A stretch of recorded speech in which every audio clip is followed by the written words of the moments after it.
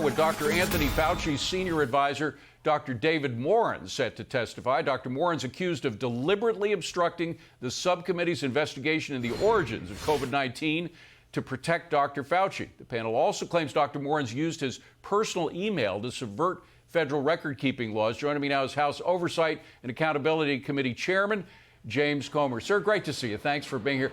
You're going to be at that hearing tomorrow, of course. What are you trying to uncover specifically?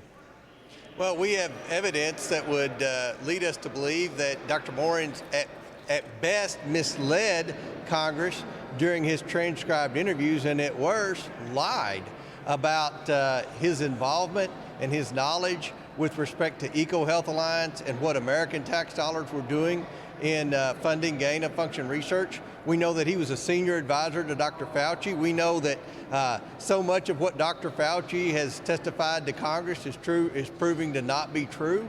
And we know that we have emails where he bragged about how to avert Freedom of Information Act request, how he deleted emails. And we want to ask him, we'll give him an opportunity to explain himself and to explain the evidence that we have that would commit that he misled Congress. Chairman, I'm just curious, the EcoHealth Alliance, that was a group that he paid that was working closely with the Wuhan lab. Have we completely cut our relations with them? Finally, because of the work that our subcommittee's done in uncovering the truth about the origins of COVID-19. The Biden administration continued to fund EcoHealth Alliance until just a few months ago. Finally, they've been disbarred. But another thing with Dr.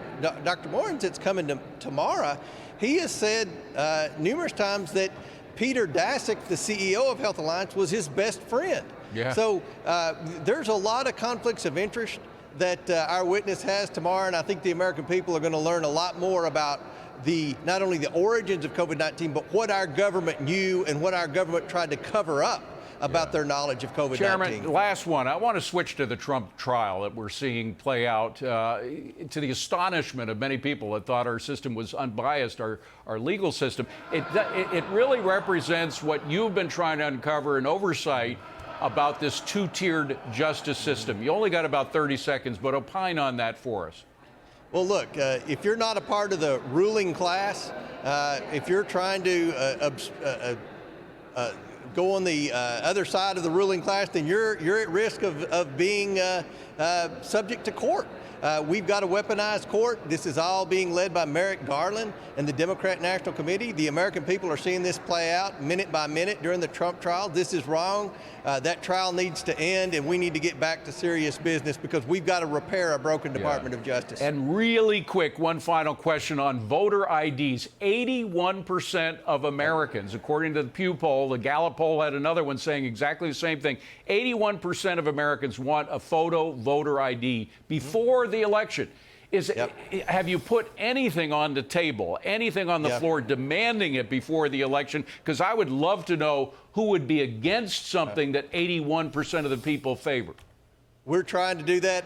I voted this morning. It's election day in Kentucky. I voted. I was the first one to my precinct at 6 a.m. I had to show a voter ID. I didn't feel discriminated against. That's the way it should be in all 50 states. Well, if 81% of Americans want it, they should have it. Chairman James Comer, thank you very much for being here. Appreciate it.